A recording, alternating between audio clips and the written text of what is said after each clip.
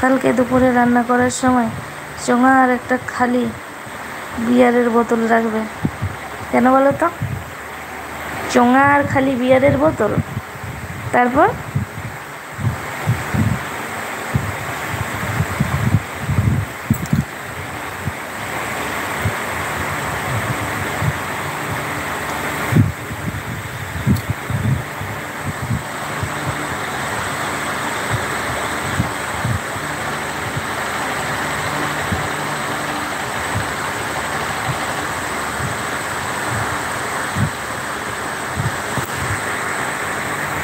একটা হ্যাপি উপায় দিব কাঠ গুঁড়ো দিয়ে রান্না করার জন্য, তাই কি?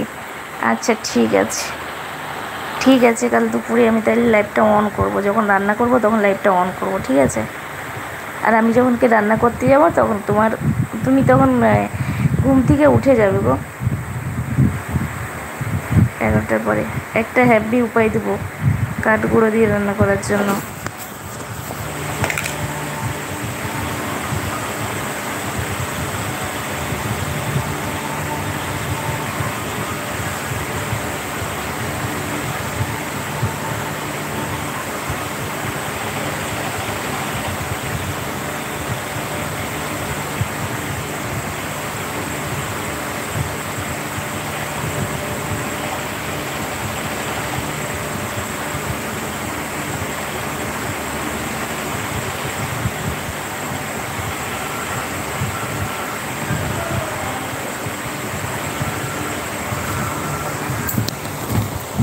বলছে শুধু কাঠ গুঁড়ো দিয়ে।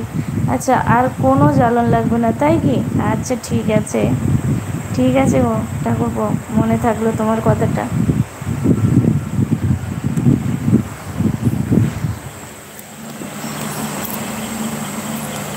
এবং কাঠ গুঁড়ো বারবার দিতেও হবে না, তাই? আচ্ছা, তোমাদের কি কাঠ গুঁড়ো দিয়ে রান্না হয়?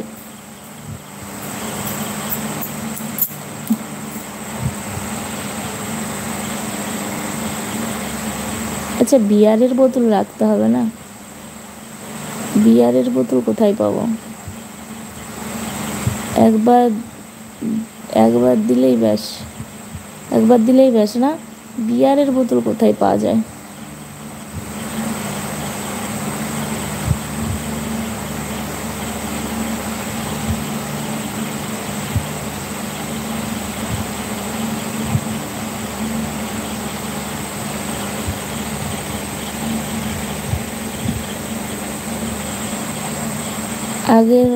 আগে হতো, এখন শুধু গ্যাসে রান্না হয়ে পড়ে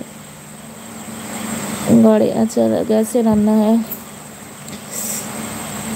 আমার জানো তো এমনি সেই দাঁড়িয়ে দাঁড়িয়ে রান্না অতক্ষণ ধরে, আর গ্যাসটা সেই ধিকি ধিকি সেই জ্বলবে। আমার উনানে রান্না করে এমন পচিয়ে গেছে, আর মনে হয় তরকারির স্বাদ মনে হয় বেশি উনানেতেই ভালো হয়।